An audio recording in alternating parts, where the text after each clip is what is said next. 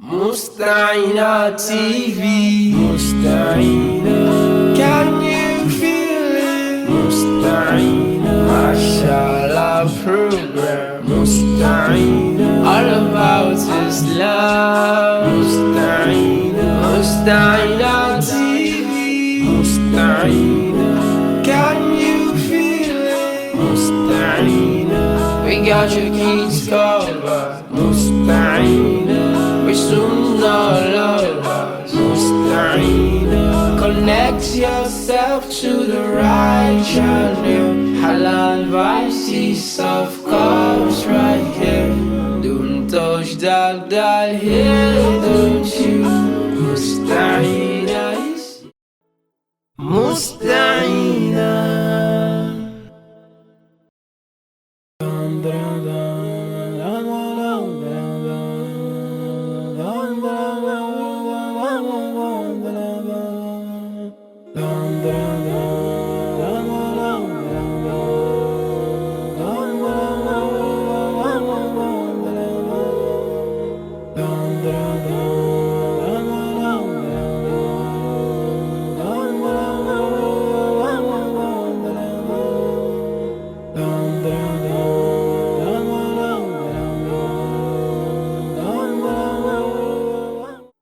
مستعينة أعوذ بالله من الشيطان الرجيم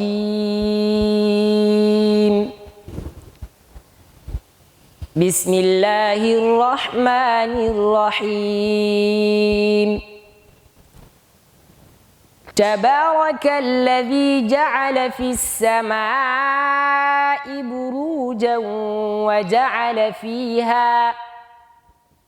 وجعل فيها سراجا وقمرا منيرا وهو الذي جعل الليل والنهار خلفة لمن أراد أن يذكر أو أراد شكورا وعباد الرحمن الذين يمشون على الأرض هونا وإذا خاطبهم الجاهلون قالوا سلاما والذين يبيتون لربهم سجدا وقياما والذين يقولون ربنا اصرف عنا عذاب جهنم إن عذابها كان غراما إنها ساءت مستقرا ومقاما والذين إذا أنفقوا لم يسرفوا ولم يقتروا وكان بين ذلك قواما والذين لا يدعون مع الله إلها آخر ولا يقتلون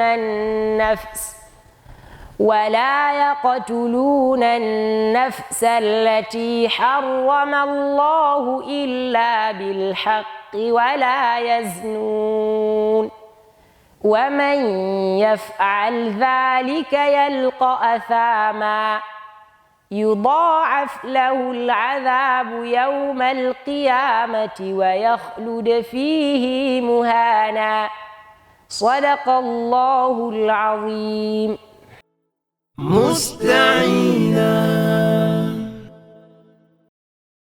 Assalamu alaikum wa rahmatullahi wa barakatuh. Welcome back to Mustaina Special.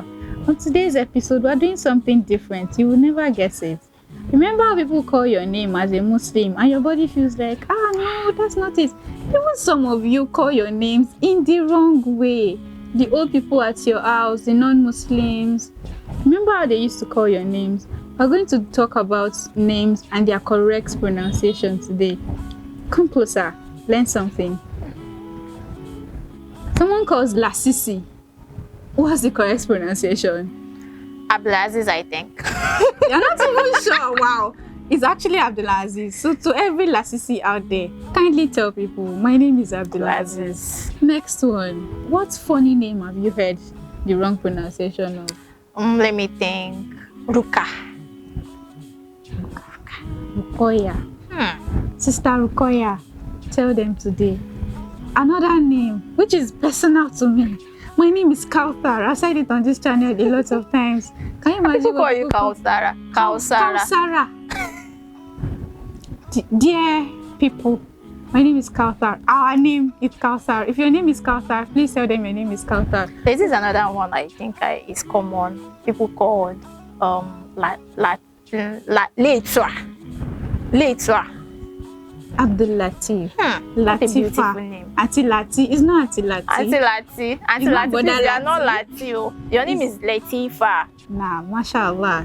Next one coming to my head is very painful because the name is actually a beautiful name. What is Zainabu? Zainab. Can you think of any other name? There's a lot of them. I think I can. Let's see. Ibro. Like Ibrahim. That is a common name. Ibro. It's not brother Ibro. Ibrahim. Mashallah. Mashallah. I remembered one. The lady said Ibro. So that version, it's not like they are actually calling the name wrongly, but they are trying to shorten the name. And I know another one. Really? What is really? Ridwan. Ridwanullah. There's another one I think it calls Kazim. Funny enough, that's not too bad, but it's still not the correct I think the meaning is pronunciation. really bad. When you tend to change the meaning of an Arabic name, you change the so when you change the pronunciation, you change the meaning. So it's Qasim, not Kazim, not Kazo. It's Qasim. One other one. This one is actually very common. Yamoria. Mariam. Some people prefer Mariam. Still along the line, but it's not Moria. Can you think of one other one? What about Shaki? Auntie Shaki. Shakiro. It's not Shaki. It's not Shaki like the Shaki that you eat in your food. Shakiro. Shakiro. It's not like Asisa. Please help me educate them. It's not Asisa. Aziza. Please. Some of us know the correct pronunciation of our names, and people still call us this name, and we just accept. So people already know me like that. Like we said, you're altering the meaning of your name. Yes. And also, let them call you your beautiful name. Correct people. My name is not Kausara. My name is Kauthar. My name is not Sarah. My name is Sarah. So just learn the pronunciation of your name and correct people.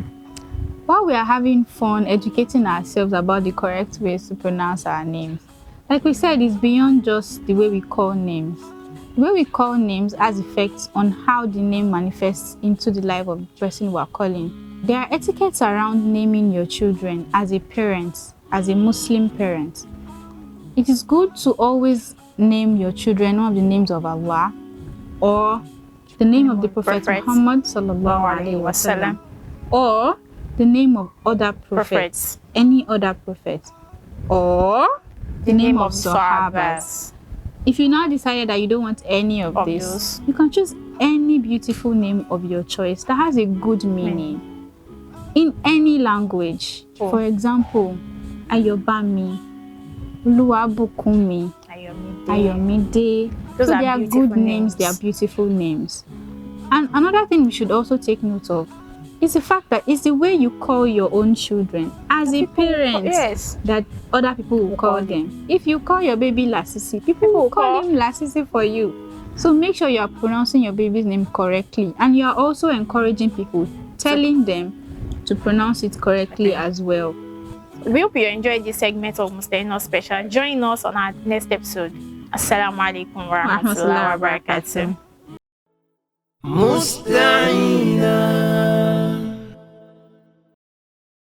Alhamdulillah, wassalatu wassalamu ala rasulillah wa ala alihi wa ashabihi wa man wala. You're welcome back to Mustaina TV. Bi'idhnillahi ta'ala, In this episode, we shall be talking about the concept of justice in polygyny.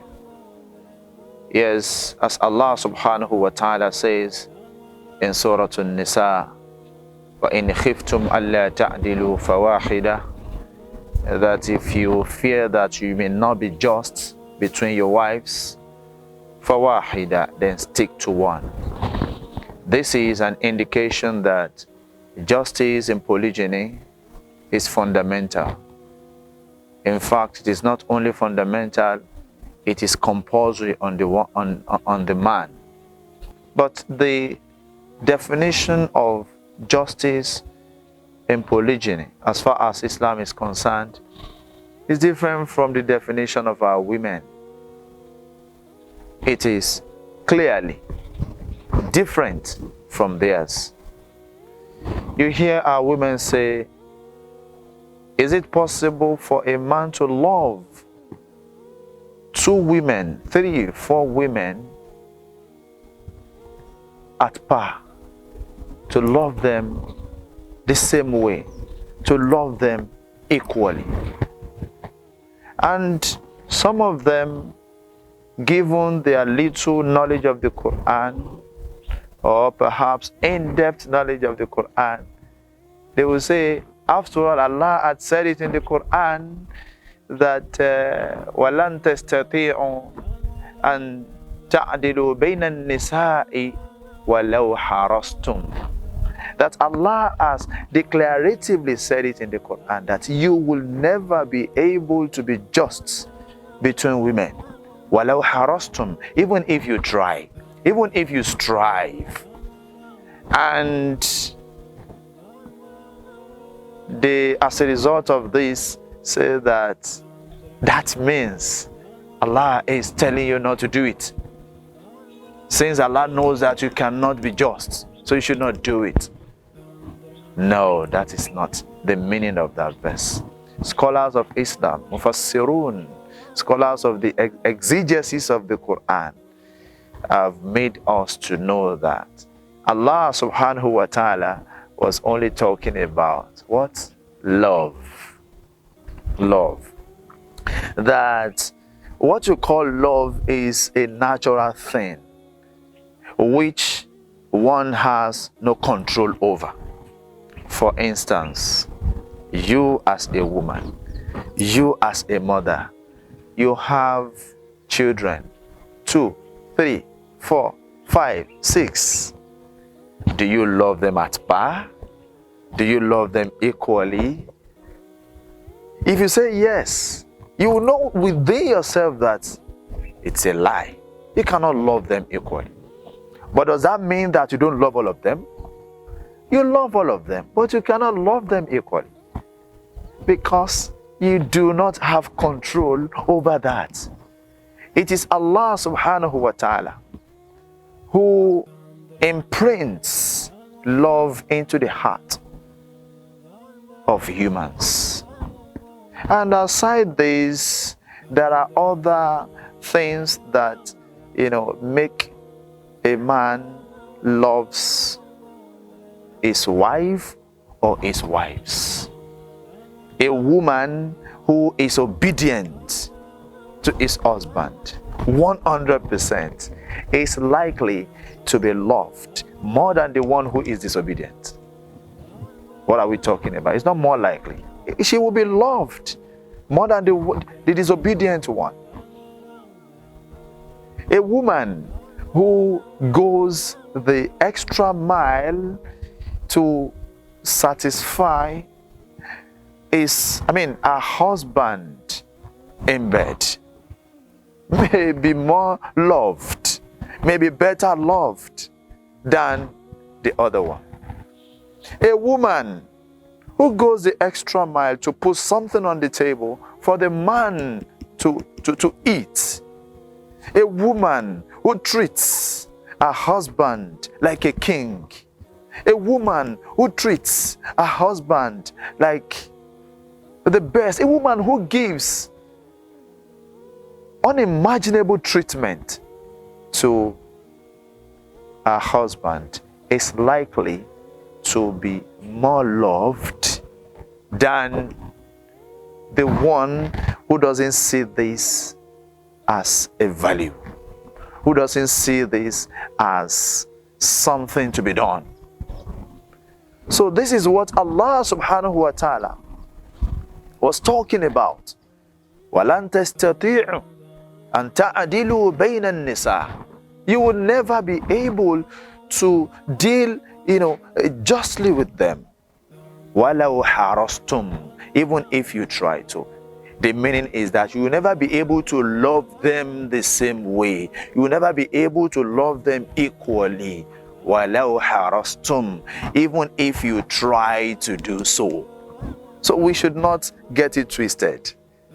And remember, whoever has Allah's, injunction twisted will be definitely dealt with. May Allah subhanahu wa ta'ala forgive us our shortcomings and grant us his understanding. So when we talk about the concept of justice in Islam, it has principles. And another thing is that it is not for women to say that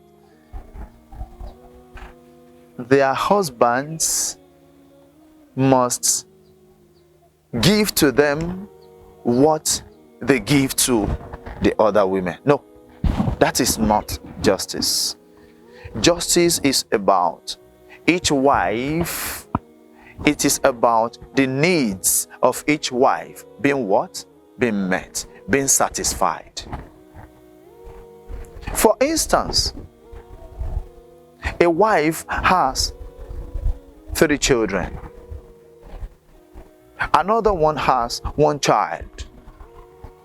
Do you expect the upkeep of the one with 3 children to be the same with the one with 1 child? Definitely no. So it cannot be equal. It is only expected to be equitable. These are 2 different things: equality and equitability. They are only, men are only expected to deal with their wives equitably, not equally. It is just like the case of a man who has 2 children. One is a girl, the other is a boy, and they are both grown up. Are we saying that what the girl gets for allowance is what the boy would get? Definitely no. The girl would get, more than the boy. Why? Because she has got a lot of things to do with money. A boy may dress up without a boxer short, without a pant, without what have you, and then he goes out. The girl cannot do that. She needs underwears, she needs pads, to cater for a menstruation every month, and so on and so forth. By the virtue of that, their parent would not spend on them equally, but rather equitably, meeting them at the point of their needs, satisfying their needs. So the same thing is applicable to polygyny. So our women should fear Allah whenever they want to define justice in polygyny. The concept of justice is not as defined by our women. The definition of our women is rather biased. It is unfortunately sentimental. Women, I repeat, are supposed to be dealt with not equally, but equitably. I repeat, there's a crystal clear difference between equality and what? Equitability. My dear sisters, we should not be sentimental. Let me give you another example. For you to know that it is not a must that whatever done for wife A must be done for wife B. No. Wife A has 30 children, for instance. Wife B has none. So, it is just normal for wife A to be residing in a 3-bedroom apartment, for instance. Why? Because she has boys and girls, or she has a boy and 2 girls, or 2 boys and a girl. So the boys need a room of their own. The girl or the girls need a room of their own as well, making 2. And then the first wife needs her own room, wherein her husband lives as well. 3-bedroom flat. So because the first wife lives in a 3-bedroom apartment doesn't mean that the second wife must, as a matter of compulsion, live in a 3-bedroom apartment. If the man does so out of magnanimity, generosity, no problem. But if the man decides to rent for the second wife a mini flat, there's nothing wrong in that. Why? Because she has no child. She has no child. So that, the man may feel that, oh, for me to cut costs, let us start with a mini flat. That's okay. But for the second wife to say that, no, my predecessor or my co-wife is living in a 3-bedroom apartment, so you must do the same for me, that is justice. No, that is not justice. That is sentiment. That is not justice. My dear sisters, we need to go through scholarly tutelage about polygyny before we start talking. A lot of polygynous homes have become destroyed as a result of this pathological sentiment. Aside house, what about feeding, buying of foods and all that? That is also worthy of being considered here. The same scenario we should consider. First wife has a number of children. The second wife is yet to have. Of course. Yeah, so it is not a compulsion that the man must buy a bag of rice for the woman who is yet to have children. No. He may decide to buy the woman, half bag of rice, every other thing, half. The other wife, the other house, everything full. It doesn't matter. And at the same time, I want us to get it right. If the man decides to buy a bag of rice for the other woman, the second wife, the first wife should not see it as being unjust. Do you know why? The number of days or weeks or months the first wife and her children would finish the bag of rice, the second wife, who has no child yet, is likely, not likely, it is very sure that except that she is extravagant, except that she is,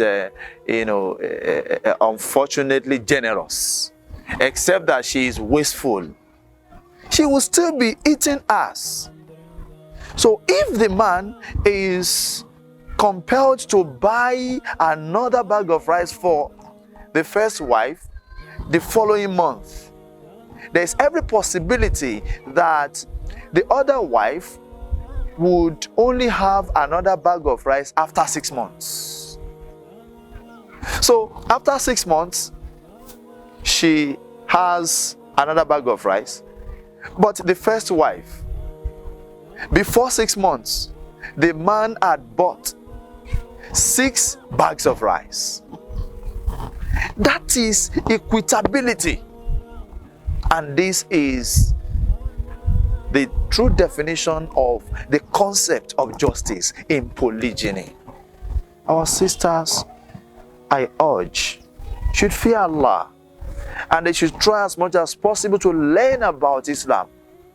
It is not good that they make use of their own, what do you call it, deductions to define concepts in Islam.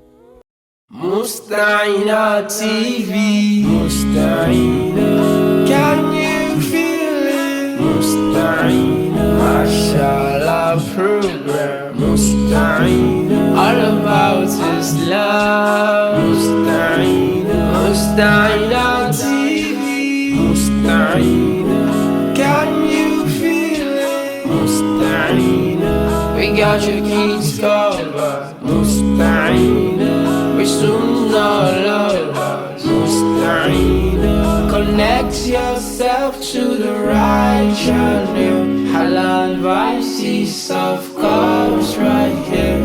Don't touch that dial here, don't you? Musta'ina is here for you.